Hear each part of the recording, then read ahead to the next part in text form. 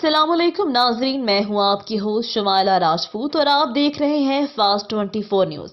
खबर शामिल करते हैं हमारे रिपोर्टर पंजाब पीर मोहम्मद सुखराज अब्बासी की रिपोर्ट के मुताबिक बताया जाता है कि साफी कौम इत्तेहाद ऑर्गेनाइजेशन पाकिस्तान महमद लोया जरगा जिला लाहौर के मुशरान के एजाज में पुरवकार शाये की तकरीब सुबह पंजाब सदर अब्दुर्राफ साफी और सीनियर नायब सदर मियां रहमतुल्लाह साफी उनकी टीम की जानिब से महमद लोया जरगा जिला लाहौर के मुशरान को खसूसी तौर पर दावत ताम में सूबाई तर्जुमान मियां रसूल साफी की हुजरे वाक़ गुलशन हैदरी स्कीम सलामतपुरा लाहौर में मदु किया।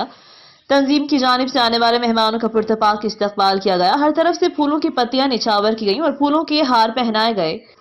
महमद लोया जरगा की मुशरान अजीमुशान तकरीब के इनकाद पर तंजीम के अरकान और साफी कौम का तहे दिल से शुक्रिया अदा किया। मुश्तरका अजलास में सुबह पंजाब और खसूसन जिला लाहौर की सतह पर पख्तून और खास तौर पर साफी मोहम्मद कौम की गैर अवाम को कौमी शनाख्ती कार्ड और पासपोर्ट की तजदीद के दरपेश मसाइल पर तफसीली बातचीत हुई।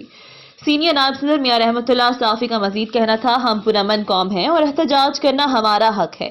साफी तर्जुमान मियां रसूल साफी ने मुकर्रर वक्त पर एहतजाजी मुजाहरे की मुकम्मल हिमायत की। इसमें भरपूर अंदाज में शिरकत करने की यकीन दहानी करवाई।